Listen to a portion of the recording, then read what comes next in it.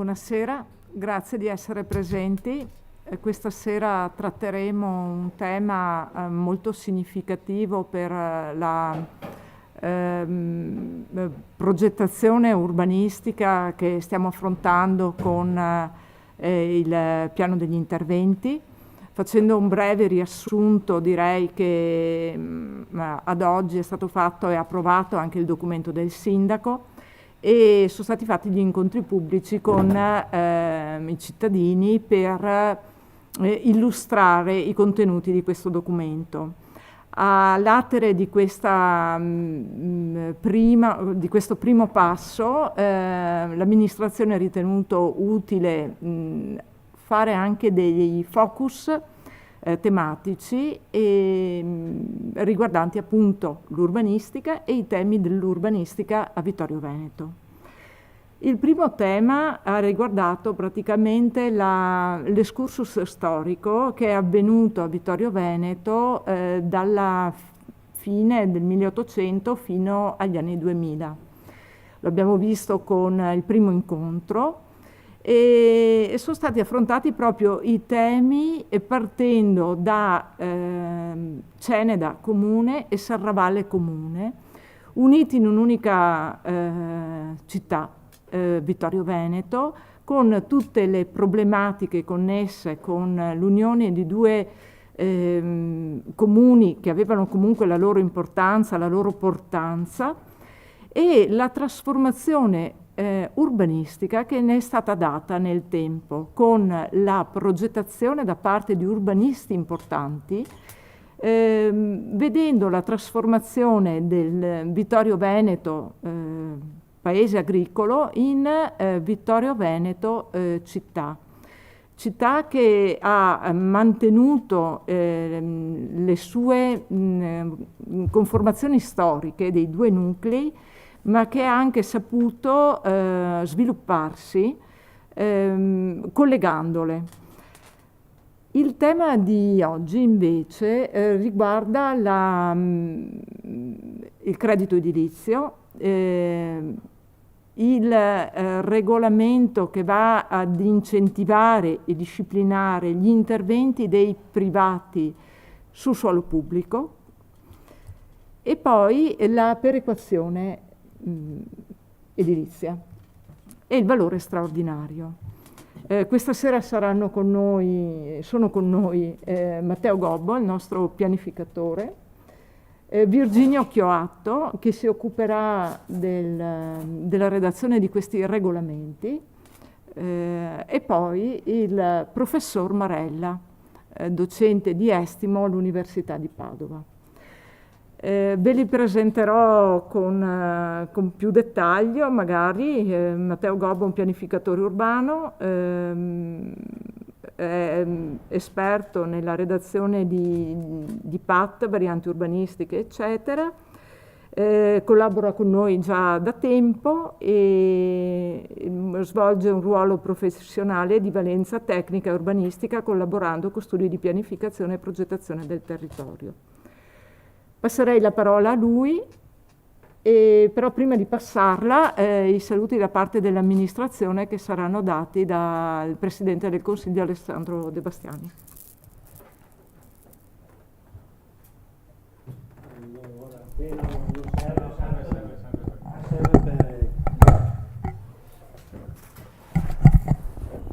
Allora, io porto il saluto del sindaco e dell'amministrazione che purtroppo sono impegnati in altri impegni istituzionali. Probabilmente il sindaco riuscirà ad arrivare entro la fine dell'incontro. Hanno chiesto a me di portare appunto i saluti e la mia presenza, per esempio, che giustifica la partecipazione dell'amministrazione. Mi sono chiesto venendo qua se devo dire qualcosa, che cosa devo dire. Non è la mia materia, diciamo che io mi muovo su altri piani, per cui ascolterò con attenzione e interesse i relatori, che ringrazio di essere presenti e di partecipare, e eventualmente alla fine farò anch'io delle domande oppure interverrò per avere delucidazioni. Questo è un percorso importante, quello del DUP, del PI, che si attendeva da decenni.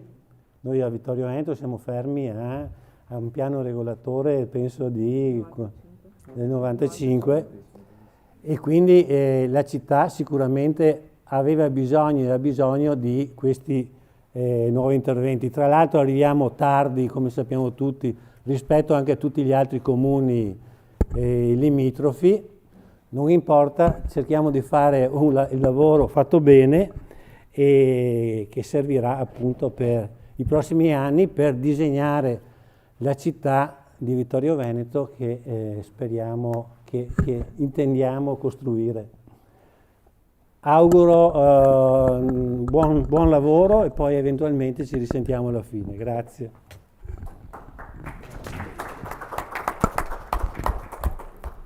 Buonasera a tutti i presenti. Il mio intervento sarà incentrato sul quadro normativo e pianificatorio in cui poi i professionisti e il professore che segue andranno poi a sviluppare, a entrare nel merito proprio dei tre temi, dei tre strumenti, dei tre istituti che possiamo dire sono introdotti, entrano a far parte della strumentazione urbanistica di Vittorio Veneto. Sono tre istituti che sono regolamentati dalla legge urbanistica 11, la legge urbanistica 11-2004 che disciplina, che governa le trasformazioni del territorio e che già nel nostro PAT vigente, il PAT che è stato approvato nell'agosto del 2024, è già presente in termini disciplinari con degli articoli specifici che danno in particolar modo direttive ed alcune prescrizioni al piano di interventi nel approfondire, nel ulteriore articolare questi tre strumenti istituti che hanno delle forti e importanti potenzialità proprio nel governare e poi vedremo negli interventi successivi, nel restituire quella quota parte di plusvalore alla cittadinanza ai fini della costruzione proprio della città pubblica. Il mio intervento pertanto sarà concentrato nel richiamare i tre articoli che il PAT ha introdotto all'interno delle proprie norme tecniche e a mettere in evidenza alcuni concetti base che poi verranno poi meglio sviluppati dai colleghi che seguono.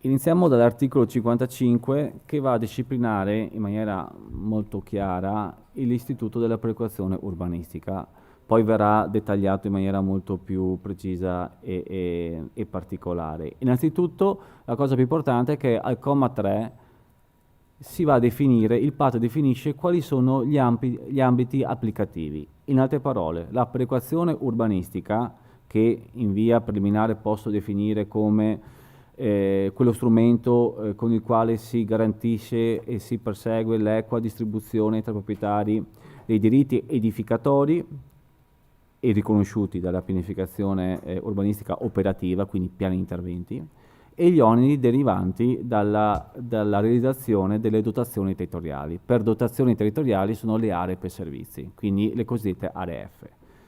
Questo istituto, il PAT, va a precisare per questo istituto gli ambiti di applicazione, che sono gli strumenti urbanistici attuativi e relative alle aree di espansione.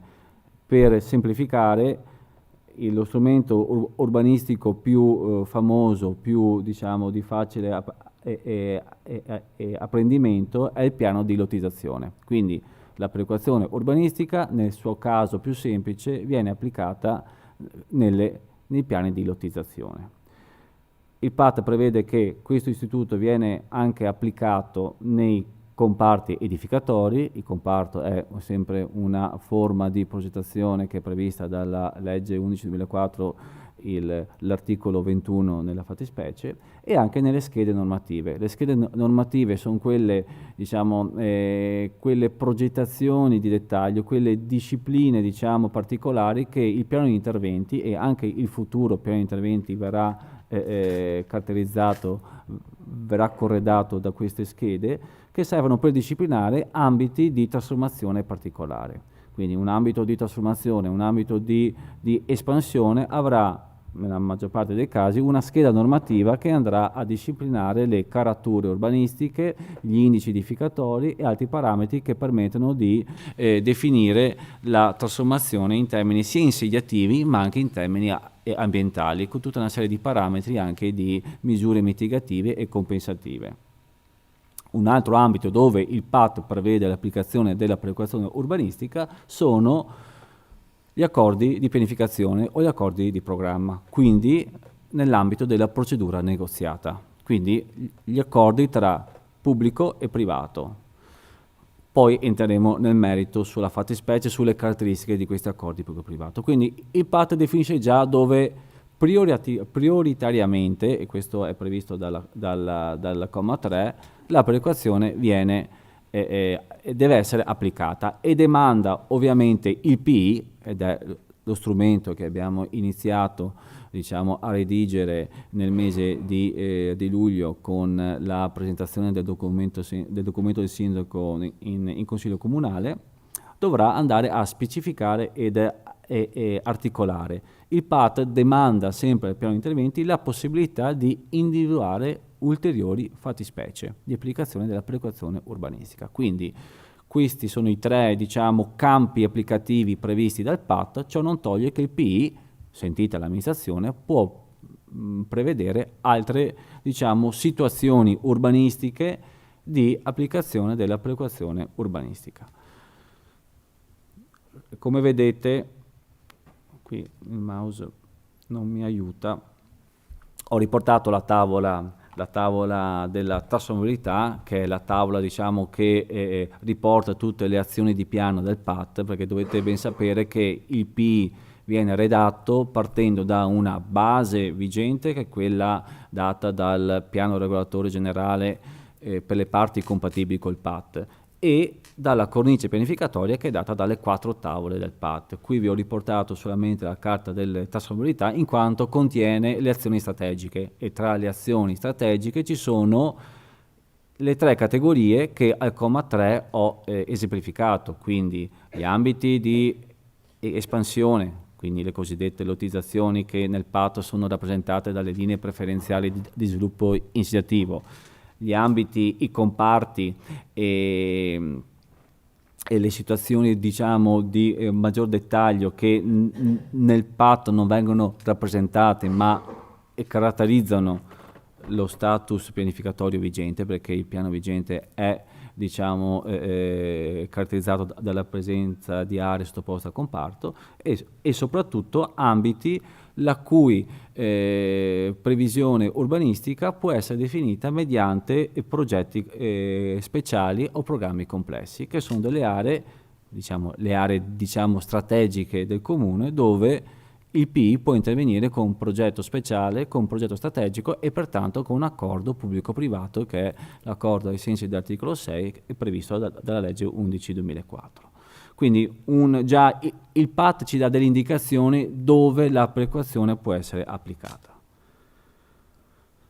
Ecco, in questa tavola si vede come le linee di sviluppo, di espansione, che sono queste frecce di colore azzurro che hanno una destinazione prevalentemente residenziale, sono ambiti che potranno essere assoggettati, se introdotti nel piano di interventi, dall'Istituto della Perequazione Urbanistica.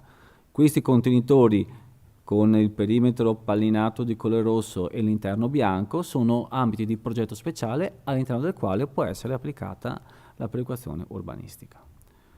Tornando sempre al quadro di riferimento normativo,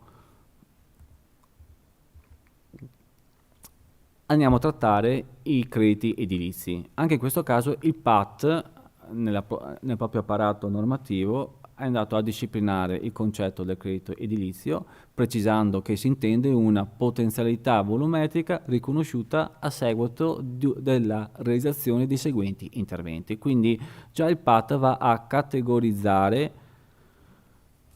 le modalità o le categorie per il riconoscimento di questa capacità edificatoria. Innanzitutto mette a sistema, mediante un elenco puntato, le casistiche che lo stesso articolo 36 della 11 prevede, ovvero demolizione di opere incongrue per contrasto con vincoli o contrasto con la destinazione urbanistica, e eliminazione di elementi di degrado. Anche in questo caso sono due contenuti puntuali che il PAT può già individuare e il PI potrà individuare puntualmente in cartografia. Gli elementi di degrado sono quelle, esempio, pertinenze o superfettazioni che producono delle alterazioni ovviamente negative all'immobile che viene, diciamo, classificato come elemento di degrado. Il credito edilizio può derivare da interventi di miglioramento della qualità urbana, paesaggistica, architettonica, ambientale, e qui ovviamente la definizione è molto più vasta e ha degli ambiti applicativi più generali e generici, e pertanto il PI qui ha margine di definizione di cosa vuol dire credito edilizio a seguito di questi interventi, dove opere di arredo urbano, piste ciclabili, percorsi pedonali e le opere di sistemazione ambientale quale attuazione della rete ecologica. Quindi questi tipi di interventi possono generare credito edilizio, ovvero forma di capacità edificatoria che viene riconosciuta.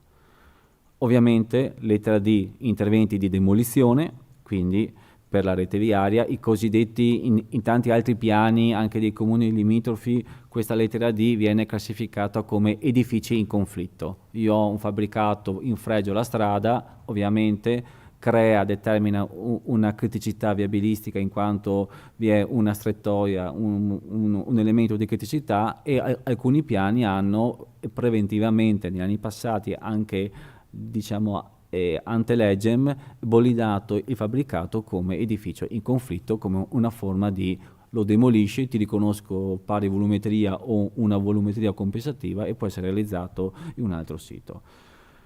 Lettera E, ed è la lettera un po' più interessante perché anche qui il PI ha margine di definizione e ha margine anche di definire l'applicazione operativa, interventi di riordino della zona agricola, costituiti dalla rimozione di fabbricati o altri manufatti destinati a allevamenti zootecnici o anche annessi e rustici dismessi, ovviamente privi di valore architettonico, perché in quel caso la demolizione sarebbe ostacolata dal grado di protezione.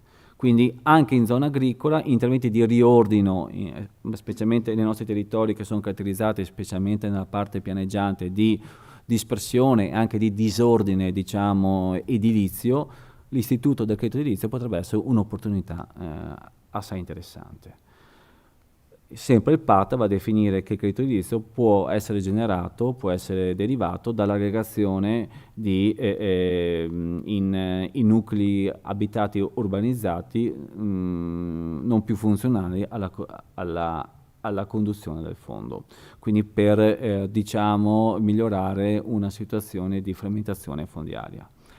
Quindi il PAT già elenca delle categorie, sta al PI con la norma generale di PI e con i regolamenti che verranno poi prodotti e quindi diventeranno parte della strumentazione urbanistica, le modalità e la quantificazione di questi crediti. E difatti nelle direttive dell'articolo viene demandato al PI la determinazione dell'entità del credito edilizio, che è un passaggio molto importante che permette ai tecnici ma anche ai cittadini a già determinare la quantità che può essere derivata dagli interventi che vi ho elencato e semplicemente dalla demolizione di questi manufatti incongrui, di questi elementi di degrado. Il PI sempre andrà a definire anche dove andrà ad atterrare questo carico, questa capacità edificatoria. che in via sempre preliminare e generale può essere nello stesso sito che ha generato il credito, in ambiti diversi, purché all'interno del consolidato. Il PAT mette già una precondizione che vedremo nel corso anche della redazione del PI, può determinare ovviamente delle opportunità, ma anche può determinare anche delle limitazioni. Il consolidato sono le aree di urbanizzazione consolidata, ovvero le aree già destinate ad usi urbani, ad usi insediativi. Tornando nella precedente slide, spero che si veda anche da distante, sono tutte le aree campite dal retino azzurro in diagonale. Quindi in queste aree già trasformate ad usi urbani, e comprese anche le aree che hanno la campitura di colore arancione, che sono le zone A, il PI potrà determinare l'atterraggio di questi crediti edilizi. Ovviamente queste sono le direttive che il PAT dà, poi sarà il PI che entrerà nel merito e andrà a fare delle scelte che possono essere di carattere, diciamo, puntuale, nel senso che potrà determinare delle zone esclusivamente dedicate all'atterraggio dei crediti edilizi, ma potrà anche determinare delle zone miste dove l'eventuale indice edificatorio è determinato da una parte fondiaria, ma da una parte derivante da credito edilizio. Faccio un esempio semplice: l'indice 1 metro cubo su metro quadro potrebbe essere sottocategorizzato in 0,7 dal fondo, quindi dal lotto in cui insiste la zona, e lo 0,3 invece da credito edilizio. Questa è una scelta che il PI può fare ovviamente sulla base dei regolamenti che verranno prodotti. L'unica prescrizione che è bene mettere in evidenza è che il credito edilizio non può essere riconosciuto, quindi la capacità non può essere riconosciuta a seguito di rimozione o demolizione di opere abusive. Quindi ci deve essere la totale legittimità del fabbricato, dell'edificio. In assenza di questa, ovviamente, non si può riconoscere il credito edilizio e pertanto non può essere iscritto nel registro dei crediti edilizi. Ultimo punto che affronto sono gli accordi pubblico-privati. Anche in questo caso il PAT va a definire in maniera ovviamente generale i contenuti che fanno riferimento agli articoli 6 e 7 della 11/2004, dove il Comune, ed è una novità rispetto alla vecchia legge 61/85 sul governo del territorio, il Comune ha la possibilità di concludere accordi con soggetti privati per assumere progetti di rilevante interesse pubblico. Ecco.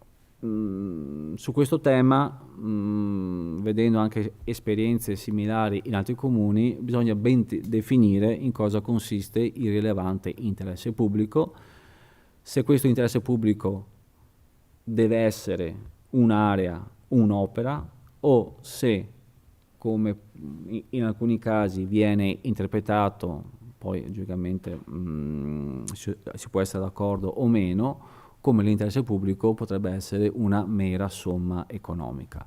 Io sinceramente nella mia esperienza propendo sul irrilevante interesse pubblico inteso come aree o cioè quindi cessione di aree o realizzazione di opere, quindi di attrezzature di interesse collettivo, quindi all'interno, diciamo, della macro categoria delle dotazioni territoriali. Io termino qui, forse sono andato anche un po' troppo oltre, quindi chiedo scusa ai colleghi che seguono e lascio la parola all'architetto, prego. Passiamo ora la parola all'architetto Virginio Chioatto. Professore, allora scusate, lo presento. Il professore ingegner Giuliano Marella, docente di estimo e valutazione economica dei progetti presso l'Università degli Studi di Padova, ingegnere civile, esperto della valutazione di beni immobili, piani urbanistici e progetti territoriali. Dani affianca l'attività accademica a un'intensa esperienza professionale, ricoprendo incarichi come consulente tecnico per enti pubblici e privati. I suoi ambiti di ricerca includono la valutazione economica nei processi di trasformazione urbana e territoriale, con particolare attenzione alla qualità del progetto e all'efficacia degli strumenti di pianificazione. Prego. E grazie mille della presentazione.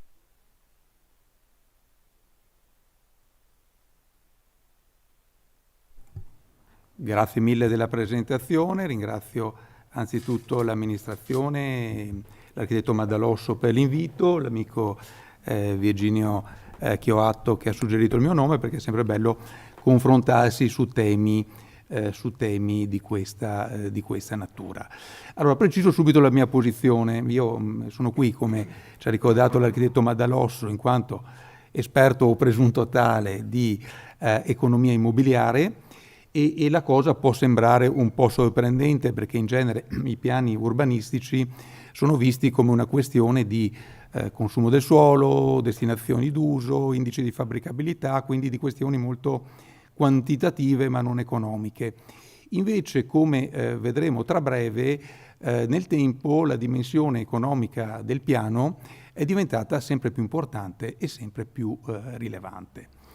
Allora comincerei con approfondire alcune delle tematiche a cui ha accennato l'architetto Gobbo poco fa, per poi magari lasciare anche alcuni aspetti critici o questioni aperte alla riflessione di Virginio che mi seguirà nell'esposizione e anche un po' al dibattito di tutti. Comincerei appunto con alcuni aspetti e metterei al primo posto i tre aspetti che compaiono nel titolo della relazione di questa sera, quindi la perequazione, il credito e gli accordi. Comincerei dal concetto di perequazione urbanistica che, come abbiamo visto, è richiamato anche nel piano di assetto del territorio di Vittorio Veneto.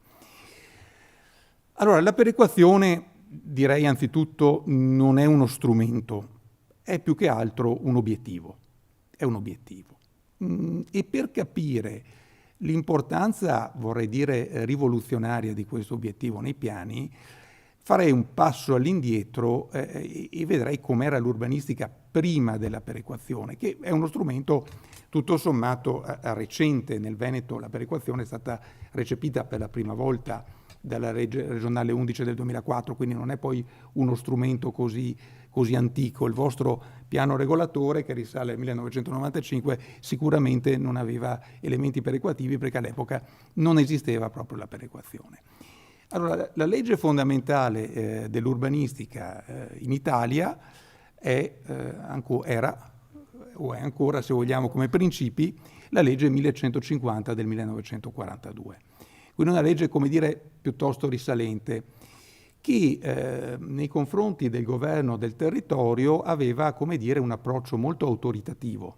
Non è un caso, perché all'epoca probabilmente tutto aveva negli anni 40 un aspetto molto autoritativo. E quindi la pianificazione era qualcosa che scendeva dall'alto.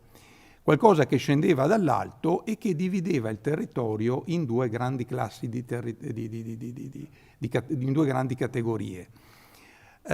Le opere destinate le aree destinate allo sviluppo di opere di interesse privato, quindi quelle che noi chiamiamo normalmente le aree fabbricabili, quindi le aree destinate a costruire case piuttosto che capannoni, uffici o negozi o qualsiasi altra cosa di interesse privato, e le aree destinate alle infrastrutture di tipo pubblico, quindi le zone F, le aree destinate a strade, scuole e quant'altro.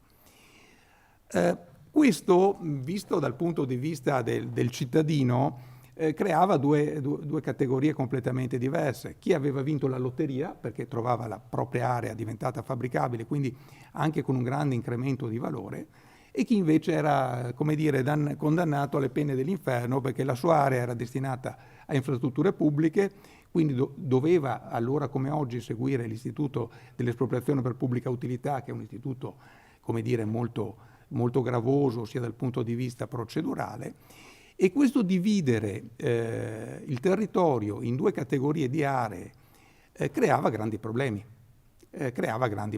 Perché da un lato chi aveva la fortuna di avere la propria area divenuta fabbricabile non contribuiva in alcun modo allo sviluppo e al costo di infrastrutturazione se non mediante il pagamento dei tradizionali oneri di urbanizzazione primaria e secondaria, che però in molti casi a malapena coprivano i costi vivi che il comune deve sostenere per infrastrutturare il territorio.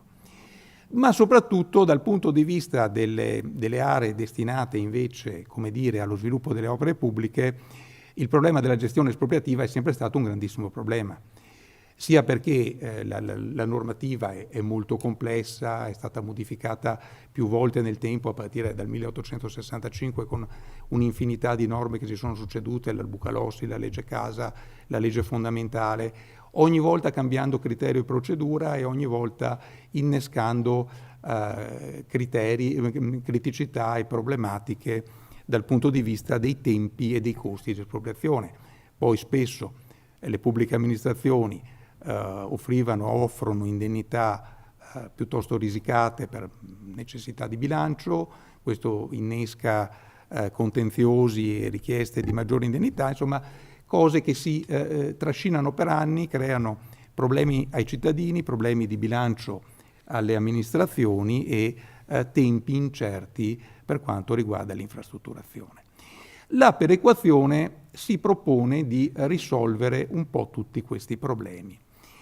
La perequazione cerca di distribuire in maniera uniforme su tutti i suoli il diritto edificatorio, facendo sì che anche le aree destinate allo sviluppo di opere pubbliche siano, come dire, destinatarie di una frazione, di una quota del diritto edificatorio che il privato proprietario delle aree non potrà chiaramente edificare in quel posto, ma potrà iscrivere nel registro dei crediti e o cedere a qualcun altro, quindi vendere avendone un beneficio economico, o realizzare in un sito, in un luogo diverso, la cosiddetta area di atterraggio.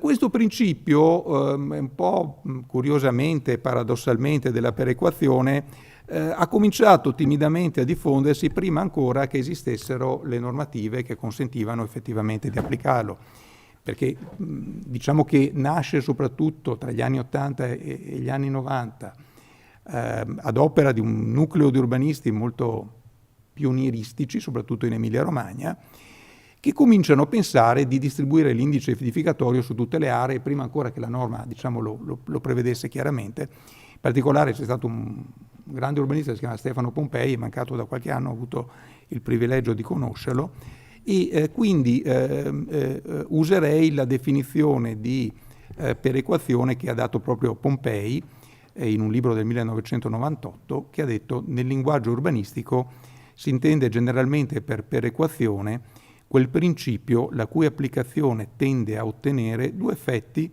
concomitanti e speculari: la giustizia distributiva nei confronti dei proprietari dei suoli chiamati a usi urbani e la formazione senza esproprie spese di un patrimonio pubblico di aree a servizio della collettività. Come vedete, l'obiettivo è una rivoluzione copernicana. Anche i proprietari di suoli destinatari di opere pubbliche possono accedere a un indice edificatorio che spenderanno altrove, cedendo gratuitamente alle amministrazioni pubbliche i suoli necessari e quindi liberando completamente la procedura da quelli che sono i vincoli e le viscosità tipiche dell'esproprio. La Regione Veneto ha sposato con la legge 11 del 2004 il principio della perequazione. L'ultimo punto che vedete è una citazione quasi testuale dell'articolo 35 della legge 11, che dice: la perequazione urbanistica persegue l'equa distribuzione tra i proprietari degli immobili interessati dagli interventi dei diritti edificatori riconosciuti dalla pianificazione urbanistica e degli oneri derivanti dalla realizzazione delle dotazioni territoriali. E come abbiamo visto poco fa nella relazione dell'architetto Gobbo, questa definizione di fatto è stata già assorbita nel PAT del Comune di Vittorio Veneto. Altro tema a cui probabilmente accenneremo forse in maniera più sommaria questa sera, ma che è strettamente legato al precedente, è quello della compensazione. Allora, mentre la perequazione è un obiettivo, la compensazione è uno strumento. La compensazione, come viene definita dall'articolo 37 della legge regionale 11, permette ai proprietari di aree ed edifici oggetto di vincolo preordinato all'esproprio di recuperare adeguata capacità edificatoria anche nella forma del credito edilizio su altre aree o edifici anche di proprietà pubblica previa cessione all'amministrazione dell'area oggetto di vincolo. Quindi la compensazione è uno degli strumenti operativi della perequazione. Con la compensazione il proprietario del suolo destinato all'opera pubblica riceve una volumetria, una capacità edificatoria che può esercitare su altre aree edifici, ed addirittura la legge prevede anche che sia il comune stesso che può fornire un'area al privato nella quale realizzare la volumetria che ha in questo modo acquisito. Terza definizione e ulteriore strumento operativo della perequazione è per l'appunto il credito edilizio. Come abbiamo visto poco fa, per credito edilizio si intende una capacità edificatoria che è riconosciuta in due grandi casistiche. La prima, che poi è meglio articolata nel PAT, è il riconoscimento di una cubatura a fronte o della demolizione di un'opera incongrua o dell'eliminazione di un elemento di degrado o per la realizzazione di interventi di miglioramento della qualità urbana, paesaggistica, architettonica, energetica o idraulica e ambientale, o per gli interventi di riordino delle zone agricole. La seconda, che invece abbiamo appena visto, è proprio la compensazione, quindi l'assegnazione di una capacità edificatoria su un terreno oggetto di vincolo preordinato all'esproprio. Voi capite che il credito edilizio è un'assoluta novità nel panorama non solo urbanistico, ma anche, se vogliamo, pratico e anche economico. Tutti siamo da sempre abituati a valutare un'area fabbricabile come fosse un insieme inscindibile costituito dal terreno e dalla capacità edificatoria che sta su questo terreno. Terreno e capacità edificatoria invece vengono scissi, vengono separati. Si generano due nuove entità, uno è il credito edilizio, l'altra è la cosiddetta area di atterraggio. Non è detto che credito edilizio e area di atterraggio, come dire, partano dallo stesso punto. L'area di decollo può essere diversa, anzi normalmente nel caso del credito edilizio è diversa dall'area di atterraggio. Quindi ci confrontiamo con due realtà, due entità completamente diverse.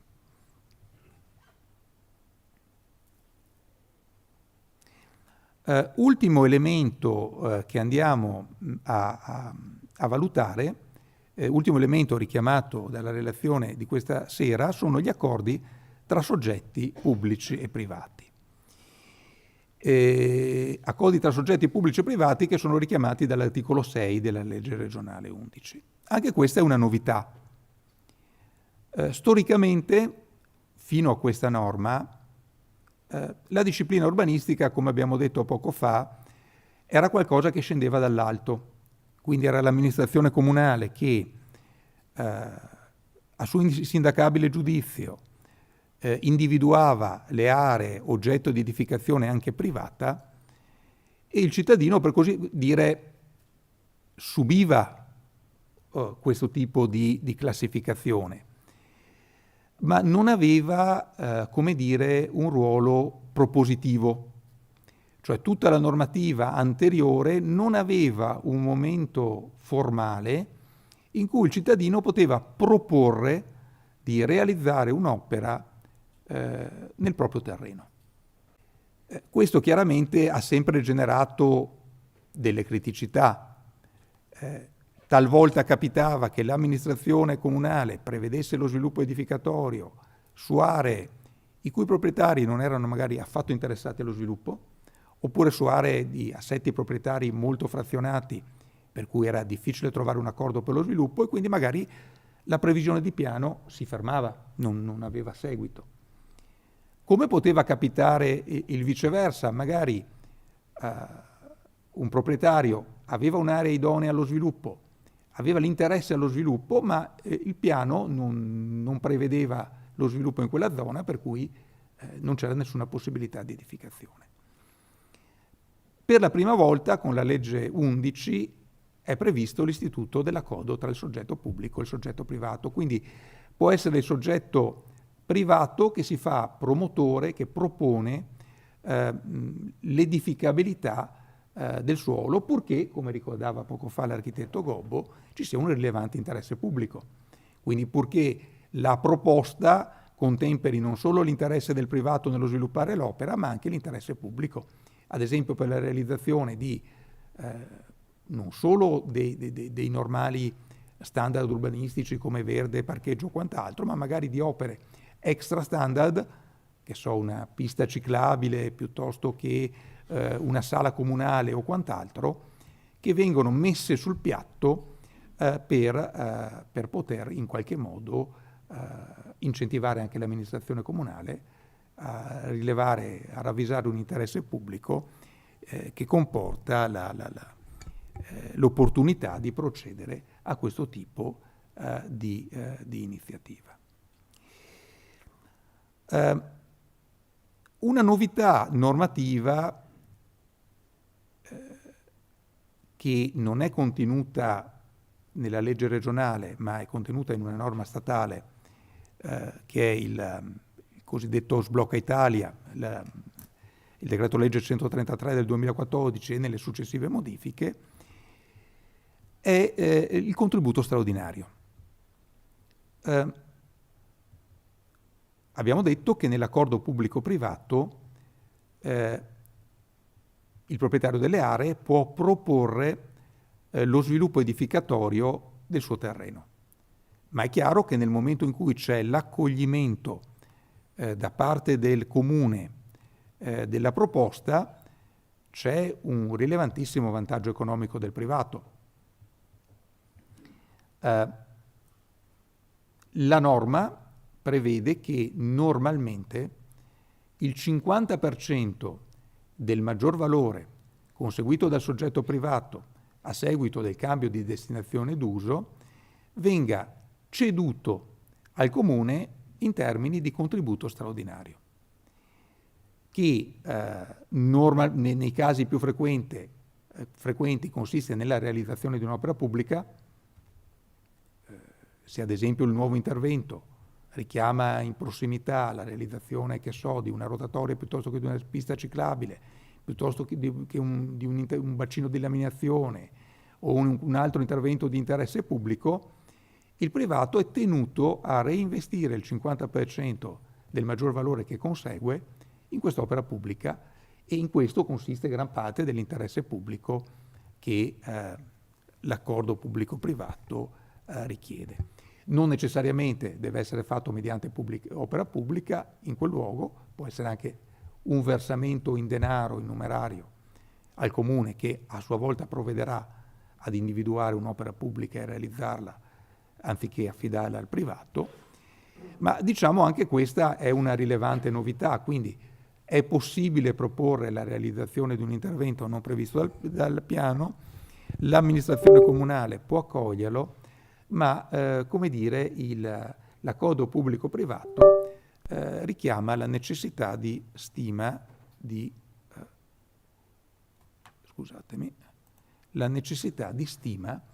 un contributo straordinario che nell'interesse collettivo il privato è tenuto ad erogare. Leggiamo il testo della norma, dice testualmente: gli oneri di urbanizzazione devono essere determinati anche in relazione alla valutazione del maggior valore generato da interventi su aree o immobili in variante urbanistica o in deroga.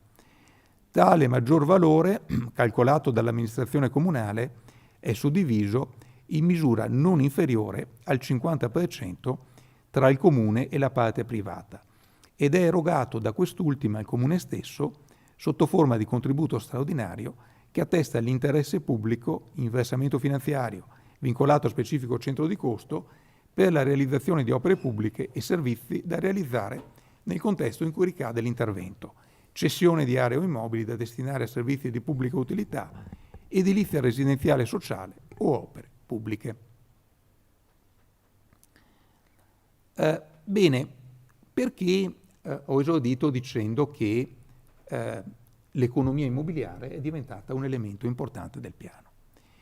Tutti gli elementi che abbiamo citato fin qua, che sono elementi recenti, relativamente recenti e nuovi nella pianificazione, richiamano aspetti di natura economica e chiamano l'amministrazione comunale e i tecnici che l'assistono ad affrontare problemi economici che un tempo non esistevano.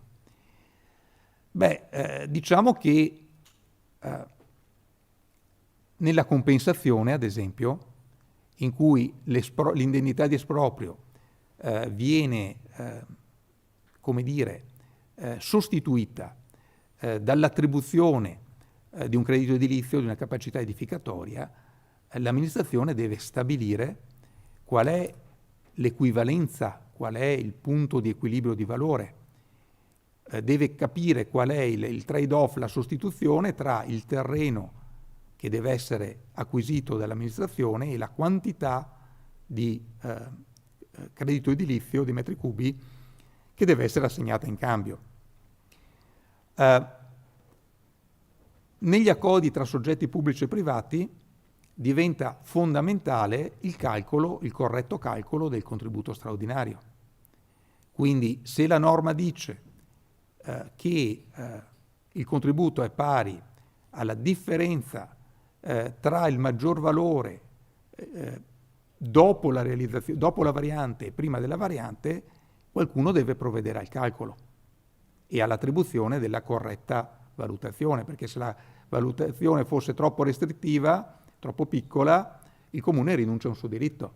Se fosse troppo ampia, il privato rinuncia all'opera e quindi non decolla più l'intervento. Quindi questi aspetti economici, la corretta taratura di questi aspetti economici diventa fondamentale nel piano. Per questo ho individuato una serie di aspetti, di quesiti, e sui quali lancio un po' una sfida, poi una provocazione a Virginio Chiovato che mi segue, perché su alcuni di questi sicuramente il piano degli interventi di Vittorio Veneto si esprimerà, dei nuovi quesiti di tipo economico estimativo che possono essere ad esempio i 6 che vi cito qui. Il primo è molto banale. Quanto vale un credito edilizio? Chiunque abbia pratica di valutazioni, di perizie, è in grado di stimare un'area fabbricabile, di tipo, chiamiamolo così, tradizionale, nella quale il suolo, il terreno, inteso proprio come oggetto fisico, e il diritto edificatorio che è incorporato nel terreno, costituiscono un unicum inscindibile. Ma quando io prevedo nel piano l'utilizzo dello strumento del credito edilizio e quindi stacco questo diritto edificatorio, lo iscrivo su un documento di cui vi parlerà Virginio, che è il registro dei crediti, e poi lo sposto in un altro terreno, oppure lo vendo o lo acquisto. Quanto vale il credito edilizio? Fino ad oggi non esisteva un mercato del credito, quindi una delle sfide dell'amministrazione è proprio stabilire, regolare, normare il mercato dei crediti edilizi. Il secondo punto che sollevo è come cambia il valore del credito edilizio nelle diverse posizioni. Tutti sappiamo che le case, i beni immobili in generale hanno un diverso valore a seconda del punto del territorio in cui li colloco. Se noi immaginiamo una casa con le rotelle che si sposta nel territorio di Vittorio Veneto, chiaramente ci saranno zone centrali, ad esempio in cui il valore immobiliare è più elevato, zone periferiche in cui è più basso, esattamente come in comuni più importanti o più grandi il valore immobiliare è più elevato, in comuni minori è più piccolo. Quindi la posizione, la cosiddetta rendita posizionale, è uno degli elementi essenziali della valutazione delle aree fabbricabili come di qualsiasi altro immobile. Ma nel momento in cui io stacco un credito edilizio dal terreno e lo iscrivo come un oggetto virtuale sul registro dei crediti, qual è il corretto valore da attribuire e come cambia poi quando lo faccio atterrare in punti diversi del territorio? E il terzo punto che sollevo è esattamente come la tradizionale area fabbricabile viene spaccata in due. Quindi da un lato ho il credito edilizio e dall'altro ho un'area nuda che è destinata ad ospitarlo, cioè la cosiddetta area di atterraggio in cui effettivamente si realizzerà la costruzione. Quanto vale l'area di atterraggio? È chiaro che poi la somma dei due corrisponderà al valore dell'area fabbricabile, ma come si spacchetta il valore in queste due entità? Quanto vale proporzionalmente il credito e quanto vale proporzionalmente l'area di atterraggio? E giusto per sollevare un altro tema, come si trasforma il valore di un'indennità di esproprio in crediti edilizi? Questo tipo di piani abbiamo detto che solleva il comune in determinati casi dal erogare un'indennità in termini di denaro all'espropriato. Grandissimo vantaggio perché denari che possono essere meglio destinati a servizi pubblici o quant'altro non vengono spesi nell'indennità. È un po', passatemi il termine, come se il comune nel attribuire crediti edilizi potesse stampare moneta e attribuirla al privato in sostituzione del denaro. Con tutta una serie di aspetti delicati, perché come sempre quando si stampa moneta il piano deve prevedere un accorto dimensionamento, perché se la moneta credito edilizio è troppo poca, il rischio è che il valore sia troppo alto, ci sia troppa domanda e quindi diciamo si blocchi lo sviluppo edilizio perché il costo di acquisizione è troppo elevato. Se invece è troppo abbondante, il rischio è che il credito edilizio valga meno e quindi diciamo, i privati proprietari non siano più interessati a operazioni di compensazione. Qual è il giusto punto di equilibrio? Qual è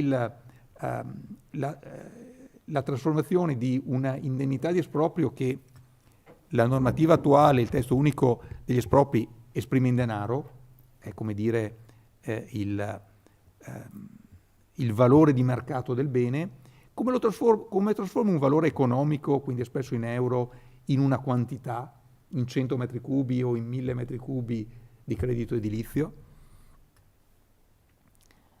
Un ulteriore tema che penso sarà una sfida importante è quello delle modalità di calcolo dell'ammontare del contributo straordinario. Ormai le operazioni di accordo pubblico-privato in molti comuni, ahimè, sono diventati quasi lo strumento principale di pianificazione, nel senso che tutta una serie di interventi, dall'ampliamento di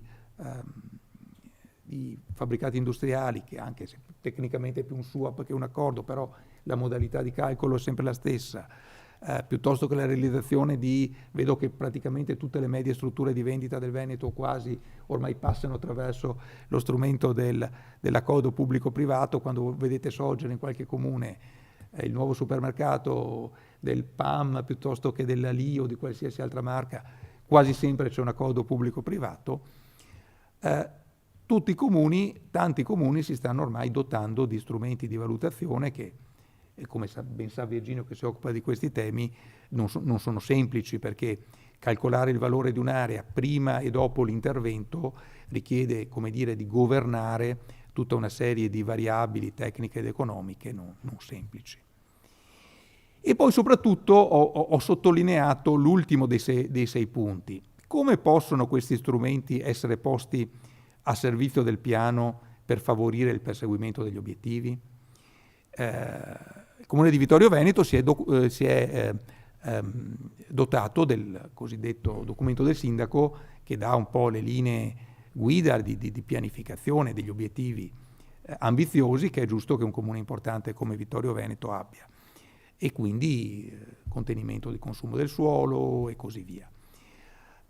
Tutti questi strumenti che abbiamo citato non vorrei che poi sembrassero una questione di mera contabilità o una questione ragionieristica, devono diventare degli strumenti a servizio del piano, quindi devono trovare dei meccanismi incentivanti per quel tipo di operazioni che in qualche modo perseguono in maniera più forte gli obiettivi del piano, ad esempio premiando, faccio un esempio, la riduzione di consumo di suolo, e devono invece in qualche modo, non dico penalizzare, ma rendere magari meno agevoli quelle previsioni di piano o quelle proposte di accordo che invece non seguono le linee prioritarie del piano. Quindi con questa slide concludo, credo che la pianificazione in atto nel Comune di Vittorio Veneto dovrà affrontare molte di queste sfide. Mi ha fatto piacere in qualche modo riepilogarle, ma penso che magari Virginio Chioatto, che ci segue, che ha una grande esperienza su questi temi, potrà darci magari qualche anticipazione o qualche spunto su alcuni di questi aspetti. Vi ringrazio.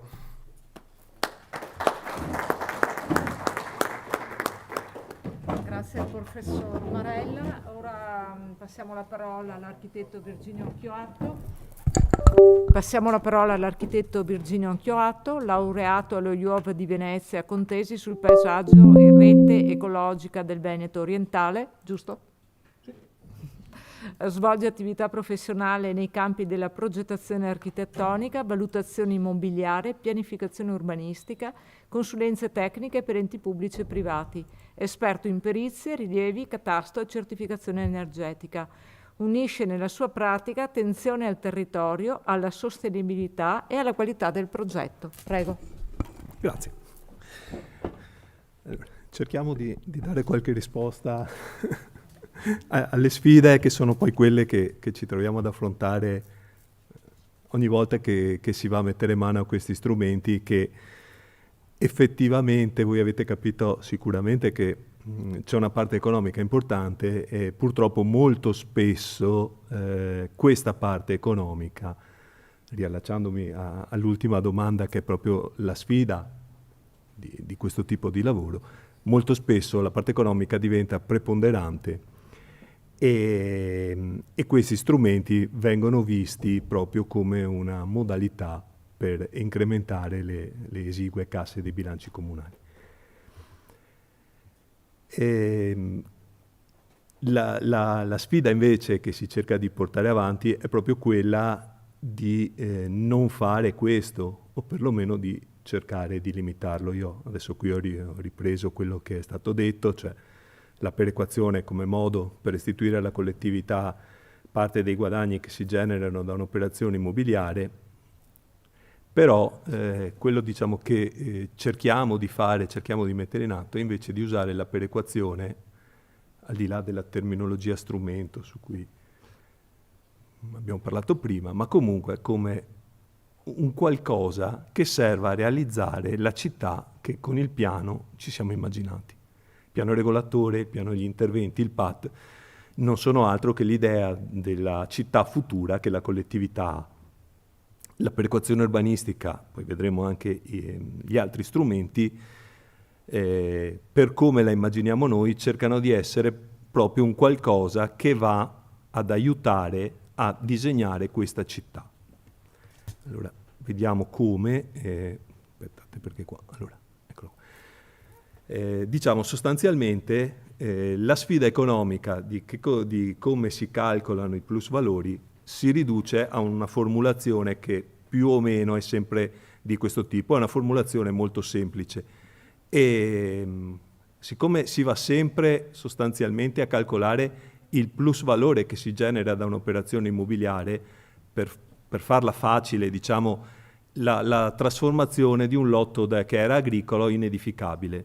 Diciamo, la formulazione dice, guarda, tu prendi il valore dell'area edificabile, cioè il valore una volta avvenuta la trasformazione, togli il valore iniziale, quindi quel VA nella formula, il valore attuale, Se ci sono dei costi da sostenere per fare questa operazione, pensate, non lo so, a un terreno che necessita di una sistemazione, di una bonifica, qualcosa, li detrai e questo è il plus valore che si viene a generare. Sul CIOLO ci ragioniamo dopo. Questo è il plus valore che si viene a generare. Tu, privato cittadino, che vuoi questa cosa, mi renderai una parte di questo plus valore. Quello che noi cercheremo di fare, che stiamo studiando, è proprio invece l'inserimento di quel CO, che è il punto fondamentale come messa a terra di questa idea di usare la perequazione come strumento per realizzare l'idea di città che ci siamo immaginati, che poi è la risposta all'ultimo quesito del professore. L'abbiamo chiamato coefficiente obiettivo, cioè cosa ci siamo immaginati, cosa ci stiamo immaginando? Ci stiamo immaginando che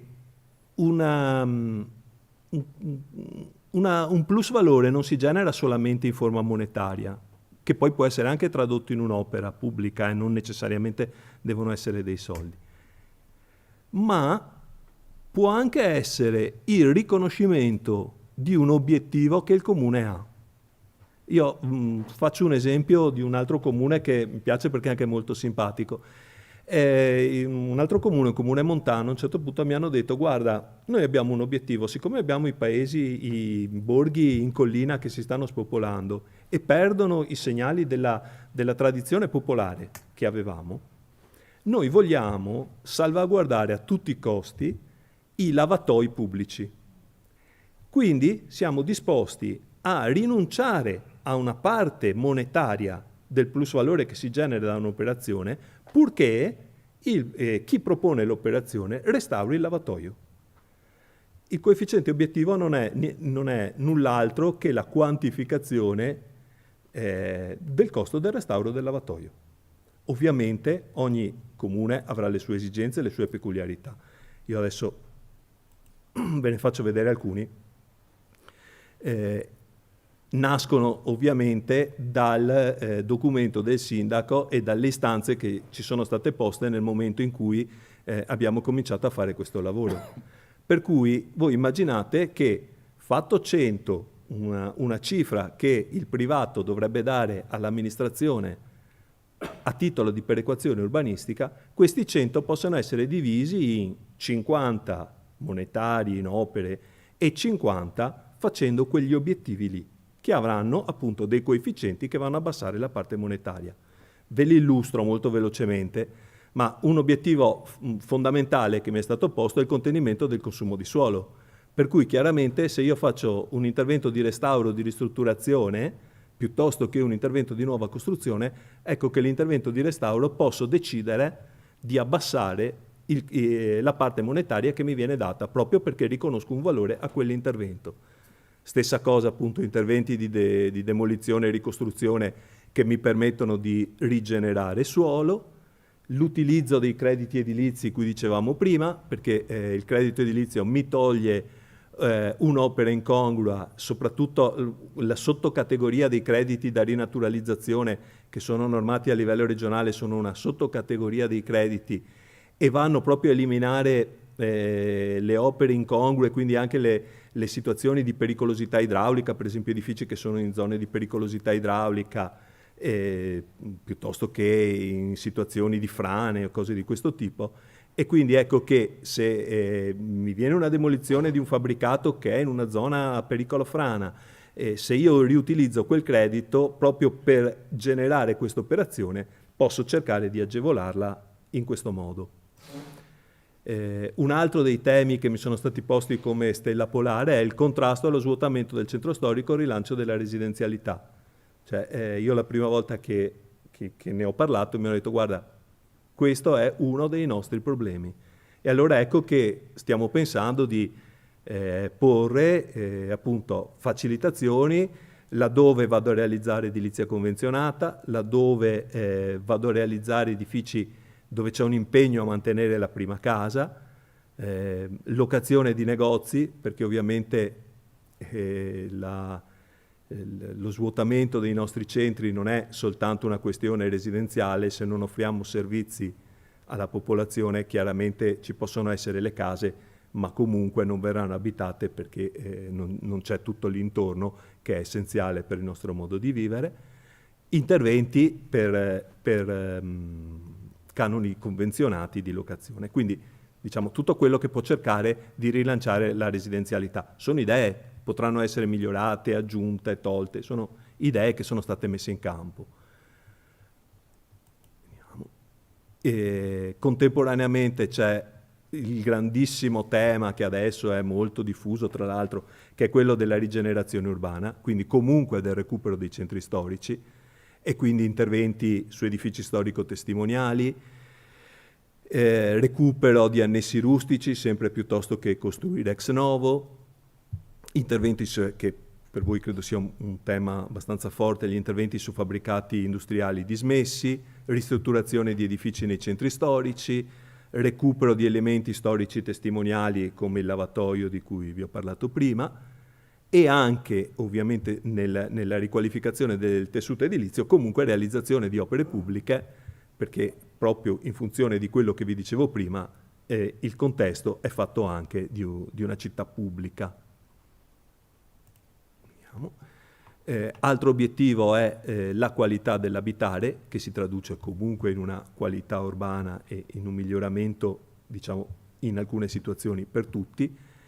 Quindi realizzazione di edifici a consumo zero. Una volta si andava a premiare gli edifici in classe A4, ormai classe A4 è il mercato che li richiede, per cui cerchiamo di fare un passaggio successivo. Comunque la rimozione di elementi in cemento amianto, il superamento delle barriere architettoniche, interventi per persone con gravi disabilità e comunque riqualificazione sismica degli edifici.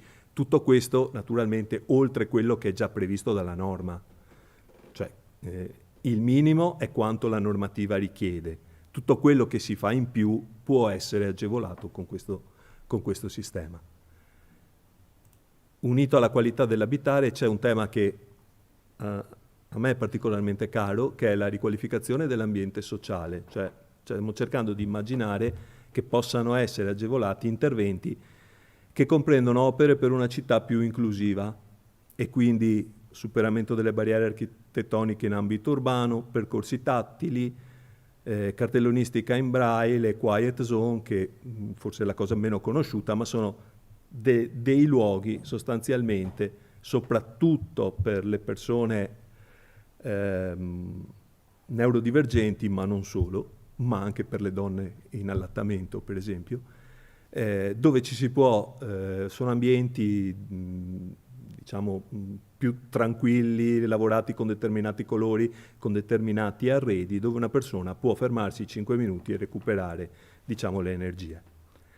E interventi per una città più sicura. Io qui ho messo 2 esempi, ma installazioni di defibrillatori, telefoni per chiamate di emergenza per una donna in difficoltà, per esempio. Ecco, tipi di interventi che, se portati all'interno di un progetto, possono ridurre l'importo perequativo. E poi, insomma, installazione di colonnine per la ricarica di veicoli e recupero di spazi pubblici degradati o di manufatti pubblici dismessi, proprio come riqualificazione dell'ambiente sociale. Vediamo se ce ne sono altri. No, questi sono, diciamo, sostanzialmente i temi. Io la faccio veloce, quindi finirei qui. Poi c'è la parte dei crediti edilizi, su cui il professore ha posto 1000 domande, cercherò di rispondere a 1, 2, non molte di più. Allora, appunto, abbiamo capito, servono a eliminare gli edifici, le opere incongrue nel nostro territorio, come? Restituendo al proprietario un volume che andrà a realizzarsi altrove. Per la mia esperienza, va detto, è un sistema che è stato introdotto ormai una ventina d'anni ed è un sistema, il professore me ne confermerà, che fa molta fatica a decollare, molta fatica a decollare. Il meccanismo sostanzialmente è quello di dire tu demolisci qualcosa, ti generi un volume, lo iscrivi in un registro dove chiunque può andare a pescare, può comprare il tuo credito e lo fa atterrare nelle aree previste. È un meccanismo francamente finora estremamente farraginoso, che io ho visto funzionare solo dove è stato guidato dall'amministrazione, che sostanzialmente ha detto: guarda, ok, vuoi fare quell'intervento, vai a prenderti quel fabbricato, demoliscilo, quello genera crediti e portateli nel tuo intervento, altrimenti non so se il professore ha... Sono assolutamente d'accordo. Comunque c'è e in qualche maniera lo dobbiamo disciplinare, anche perché tra l'altro, vi dicevo, quella sottocategoria che sono i crediti edilizi da rinaturalizzazione, il Comune sarà tenuto ogni anno a fare un avviso pubblicando delle categorie che lui ritiene incongrue, e chiunque può fare domanda e dire: il mio fabbricato rientra in quella categoria, fammelo entrare nei crediti da rinaturalizzazione, dammi questo volume. È un obbligo della legge, quindi bisognerà man mano, sempre nel tempo, stargli dietro. Vi ho portato un esempio, come si calcola il credito. Allora, questo è un esempio. C'è un fabbricato di 1500 metri cubi, ha un terreno di pertinenza di 2000 metri quadri. Allora, dalle stime, e torna sempre la parte economica, abbiamo visto che un fabbricato in quelle condizioni, in quella posizione, di quell'età, vale 150 euro al metro cubo, ho messo valori assolutamente a caso, e il terreno che ci sta intorno vale 10 euro al metro quadro. Diventa abbastanza semplice. Io ho 150 euro al metro cubo per 1500 metri cubi e fa 225.000 euro, 10 euro al metro quadro per 2000 metri quadri fa 20.000 euro.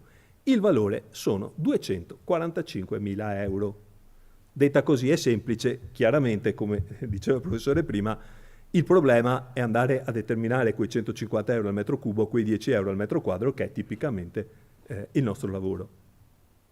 Siccome so che in quell'area lì le aree edificabili valgono circa 125 euro al metro cubo, allora 245.000 euro diviso 125 euro al metro cubo mi darà 1960 metri cubi. Quindi il mio credito, se demolisco quella cosa, sarà di 1960 metri cubi. Se la demolisco, se la cedo al comune perché ci deve fare la biblioteca, ho questo credito.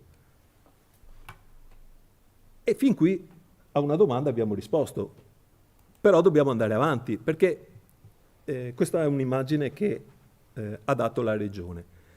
Se il manufatto da demolire, qui passa a 500.000 euro, nasce in una certa zona, è chiaro che poi dove atterrerà quel volume sarà differente. Cioè io i miei 1900 metri cubi che mi ero portato via prima, se atterrano nel lotto vicino, verosimilmente saranno sempre 1900 metri cubi. Ma se io dalla periferia li porto in centro a Vittorio Veneto, è chiaro che se partono 1900 metri cubi e arrivano 1900 metri cubi, beh, probabilmente ho rivinto la lotteria, no? Cioè, non c'è equità in questa cosa. Soprattutto se pensate all'istituto che diceva prima il professore della compensazione. Se questo credito nasce come indennità di esproprio, non è che posso averti espropriato per 100.000 euro e poi tu in realtà ne hai 500.000 perché hai portato quel credito in una posizione molto più vantaggiosa.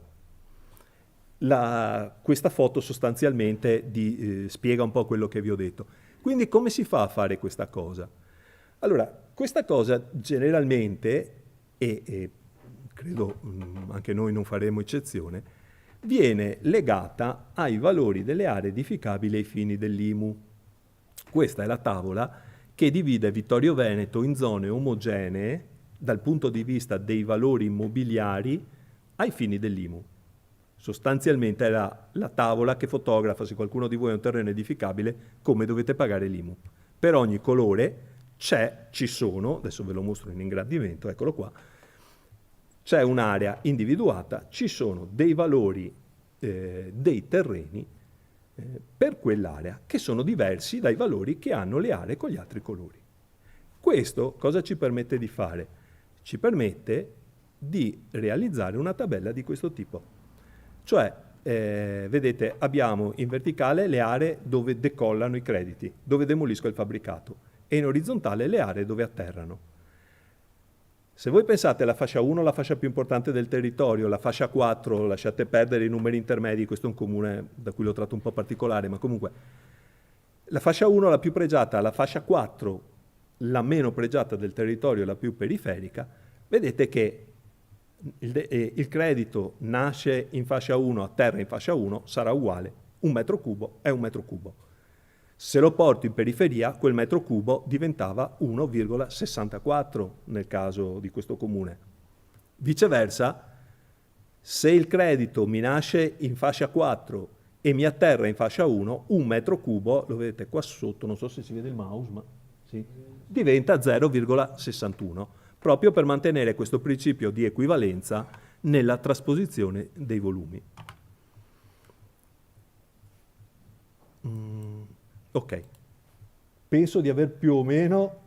C'è un'altra questione che non ho affrontato, ma ed è quanto vale un credito? E anche questa è una domanda su cui credo la risposta non ce l'abbia nessuno.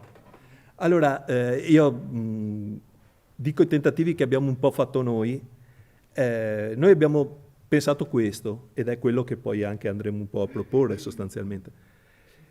Proprio perché lo strumento del credito edilizio, come vi dicevo prima, è uno strumento farraginoso e di pochissimo uso, dire, come fanno molti, vabbè, prendi il valore dell'area edificabile e gli dai il valore dell'area edificabile, chiusa lì, è da una parte secondo me concettualmente sbagliato, ma dall'altra è anche un sistema per ammazzare in culla sto strumento benedetto. Abbiamo cercato di fare delle simulazioni in alcune situazioni e abbiamo visto, perché poi dei crediti edilizi, diciamo, c'erano anche prima nella norma, è sempre stata possibile tra zone omogenee vicine la cessione di volumetria da un lotto a un altro, no? E quindi abbiamo fatto degli studi statistici dove abbiamo visto, ma cedere una volumetria rispetto a cedere un intero terreno di due ambiti vicini, simili, che differenza di prezzo c'è? E abbiamo visto finora, è soggetto naturalmente a variazioni, a implementazioni del campione, ma finora abbiamo visto che la cessione di un semplice volume mantenendo il terreno rispetto alla cessione di terra più volume è in un rapporto del 70%.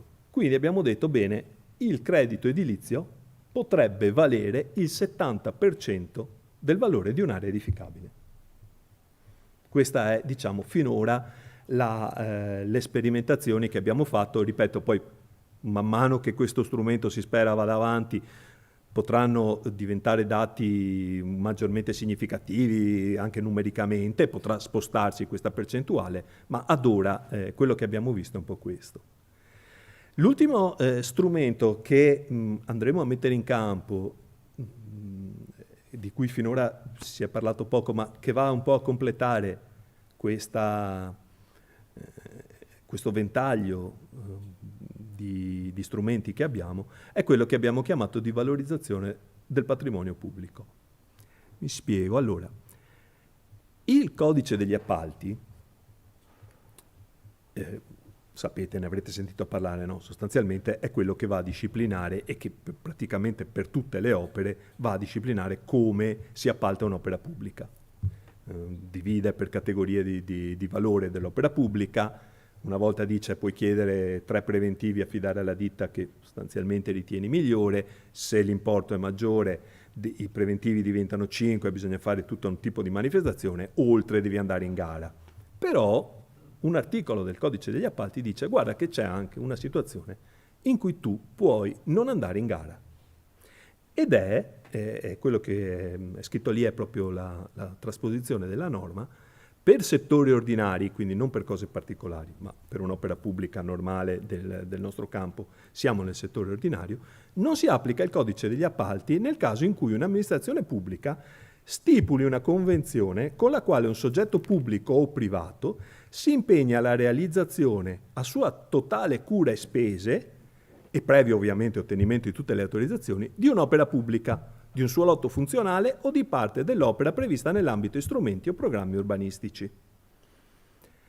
È importante, dal caso più semplice di cui discutevamo prima con l'architetto Madalosso, c'è un signore che ha 10 metri di strada pubblica non asfaltata, sa che il comune non gliela asfalterà mai, si è rotto le scatole e dice: ascolta, te la faccio io, per quel che costa la faccio io, metto a posto.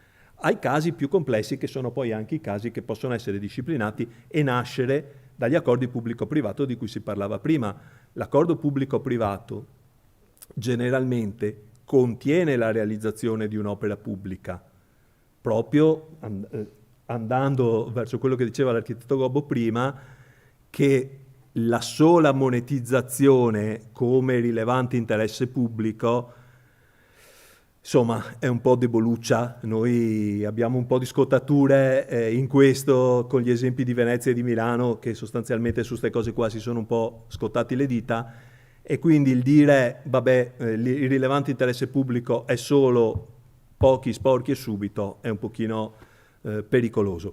Per cui generalmente un accordo pubblico-privato contiene un'opera pubblica, un pezzo di pista ciclabile, piuttosto che in situazioni più importanti la realizzazione all'interno di un condominio, di spazi per il comune, insomma cose di questo tipo, che possono quindi essere disciplinate con questo strumento, perché generalmente chi fa l'accordo, chi realizzerà gli edifici, farà anche le opere. Io vi mostro adesso molto velocemente la procedura, insomma. Poi questo è anche un esempio, questo è tratto dal Comune di Milano proprio, che l'ha disciplinato. C'è tutta una procedura, noi cercheremo anche un po' di snellirla. Diciamo, le parti importanti sono da ricordare che comunque abbiamo a che fare con un'opera pubblica, cioè non è che perché ce la fa il privato ci possiamo accontentare di, assolutamente no, cioè la procedura al di là dell'appalto è quella di un'opera pubblica.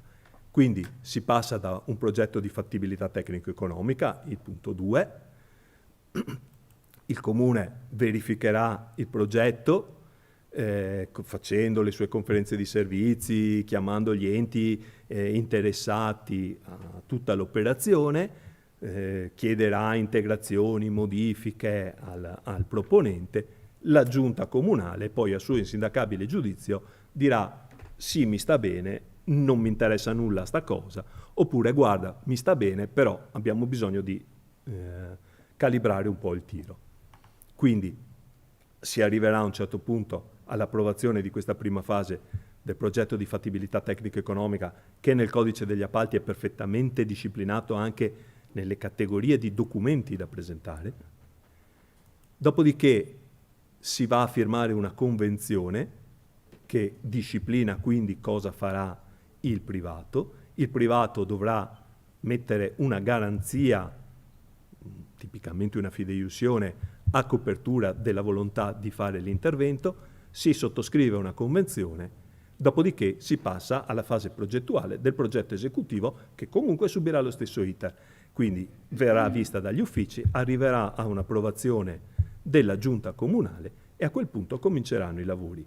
I lavori dovranno subire un collaudo, laddove fra l'altro si prevede, se sono opere verdi, il collaudo non finirà con le ho piantate, ma ci sarà un tempo per vedere il regolare attecchimento delle opere. Soltanto alla fine del collaudo e dell'ok, insomma, che i lavori sono fatti a regola d'arte, si potranno svincolare le polizze che il privato ha sottoscritto. Tutto questo anche nel rispetto di tutti quegli adempimenti che sono in capo alle imprese nel codice degli appalti, quindi la possibilità di contrarre contratti con l'ente pubblico, la capacità tecnico-economica di fare determinati lavori. Cioè non c'è, diciamo, nessuna scontistica, c'è questa possibilità, che è una possibilità importante per valorizzare il patrimonio pubblico, perché questa è comunque la finalità dell'operazione, però senza nessuna scorciatoia o sotterfugio. Io avrei finito qua. Avete domande?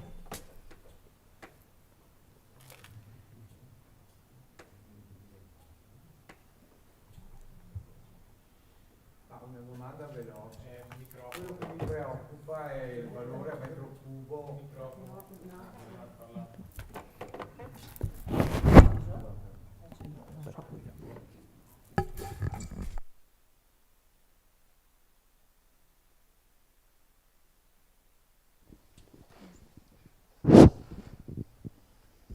Buonasera intanto.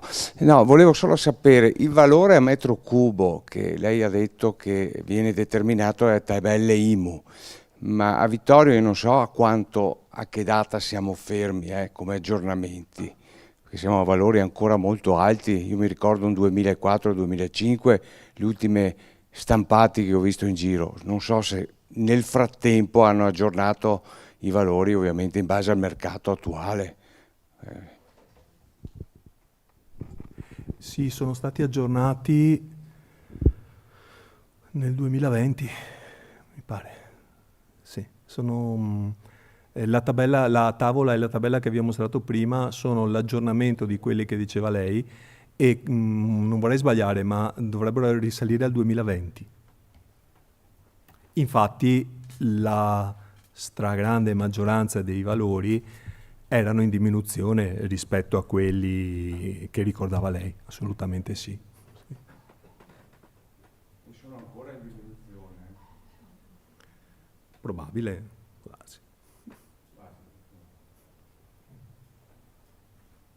Comunque, diciamo, è previsto, soprattutto adesso è anche auspicabile, non dico un aggiornamento annuale perché ovviamente l'ufficio tributi mi uccide se sente sta cosa, ma un aggiornamento periodico, diciamo bitriennale, è auspicabile, quantomeno non dico che devono necessariamente cambiare i valori, ma almeno un monitoraggio per vedere come evolve la situazione. Insomma, mi dicono, perché io non opero in Friuli, ma il Friuli che ha come regione ha avocato a sé l'IMU, l'ha cambiato nome, e ha proprio disposto normativamente che ogni 5 anni devono essere rivisti i valori delle aree edificabili.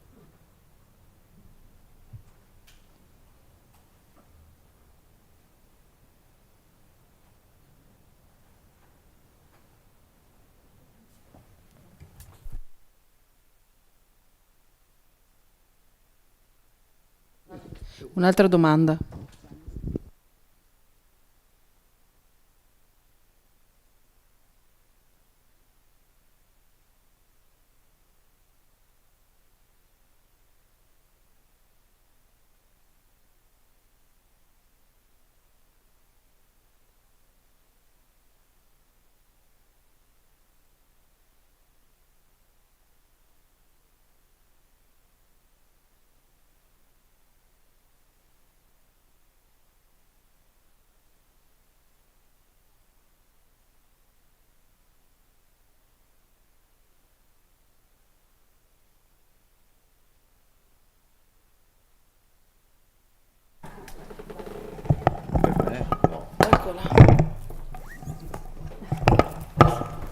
No, la domanda era questa, no? Adesso mettere a terra la normativa per quanto riguarda la valutazione delle stime, eccetera, viene fatta in maniera esecutiva tramite la messa a terra dei piani di intervento oppure successivamente ai piani di intervento? Perché naturalmente tutte queste cose qua normate andranno a essere inserite nei piani di intervento, no? Quindi sarà quella la sede che verrà resa operativa e normata tutta la documentazione per quanto riguarda i crediti edilizi.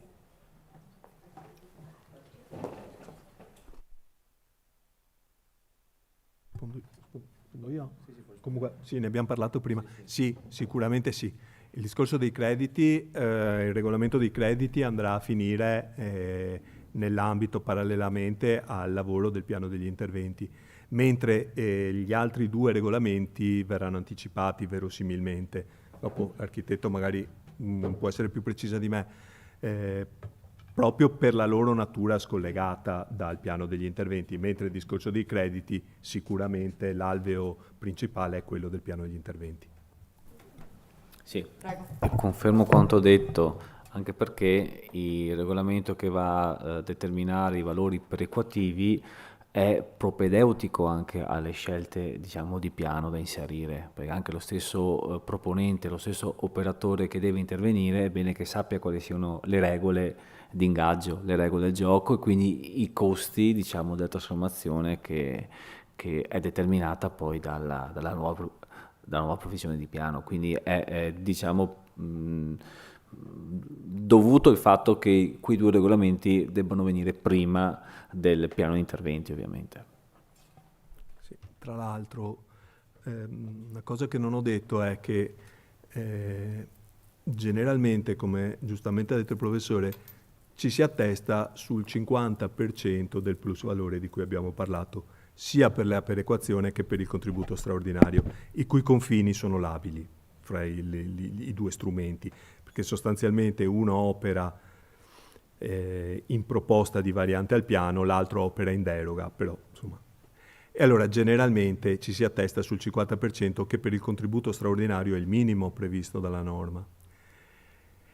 Nulla vieta però, ed è una valutazione che andrà sicuramente fatta proprio in funzione di quello che vi dicevo prima, degli obiettivi del piano, e soprattutto io penso al ragionamento sul contenimento e consumo di suolo e sul recupero della città storica. Nulla vieta, dicevo, che le aliquote perequative possano essere diverse, cioè si possa dire ok, io applico il 50% laddove devo fare una perequazione all'interno della città storica, ma magari la alzo al 70, all'80% laddove c'è consumo di suolo. Sto dicendo delle cose che magari non si realizzeranno, però è anche questa una delle opzioni che possono essere messe in campo, proprio in funzione di quello che dicevo prima, di realizzare il disegno che ci siamo dati.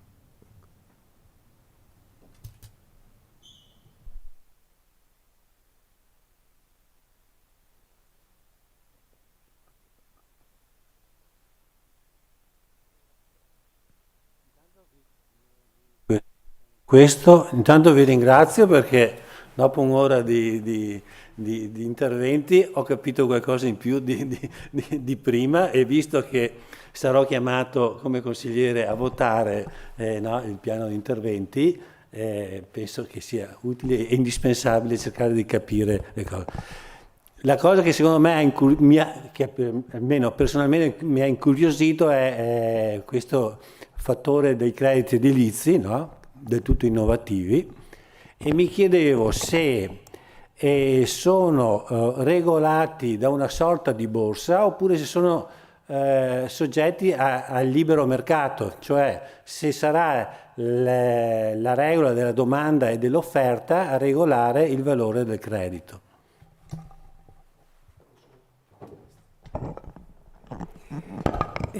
Allora è assolutamente la seconda ipotesi che ha fatto, il credito edilizio, esattamente come il fabbricato, ad esempio incongruo, prima era di proprietà di un privato che poteva decidere di venderlo a 100 o a 10 a seconda della domanda di mercato o delle sue richieste. Lo stesso accade con il credito edilizio iscritto nel registro. Il privato può liberamente chiedere e ottenere una somma. Sarà poi un po' il mercato a regolare la cosa, nel senso che di fronte a richieste troppo elevate perde di convenienza chi deve acquistarlo a svolgere l'operazione e quindi non accetta, e quindi è sempre il mercato che funziona un po' da calmiere e da regolatore di questi casi. Io vedo che di solito se c'è qualche problema in questi meccanismi è sempre all'inizio, quando i crediti edilizi magari sono pochissimi, primi, allora magari c'è qualche alterazione, poi quando c'è un piccolo tesoretto di crediti iscritti il mercato si regolarizza.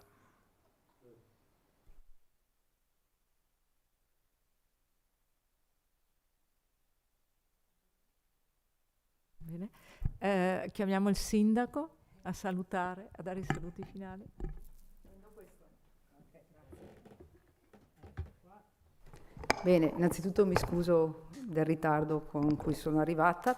Volevo innanzitutto ringraziarvi tantissimo, ringrazio i relatori per questo contributo che ci accompagna in quella che è la stesura del piano degli interventi, e penso che queste iniziative, queste serate siano fondamentali per la questione della partecipazione, no? Siamo in questa fase e penso che appunto noi siamo propensi ad indagare, analizzare sempre nel profondo quelle che sono poi le basi per il piano degli interventi. Quindi io vi ringrazio tantissimo, vi omaggio di questi 2 testi di Vittorio Veneto, spero di fare cosa gradita, e ringrazio anche, vedo che c'è la Tenda TV oggi presente, e quindi questo ci aiuta anche a divulgare quelle che voi avete appunto portato oggi alla conoscenza, e quindi anche la questione della partecipazione si moltiplica, quindi grazie veramente. Ringrazio anche i funzionari e i tecnici che sono in sala, che sono i tecnici funzionari del nostro comune, che sono stati qui presenti stasera, e grazie per la presenza. Ecco, bene, prego, eccoci. Questo è quello sì, ecco, prego. Ecco.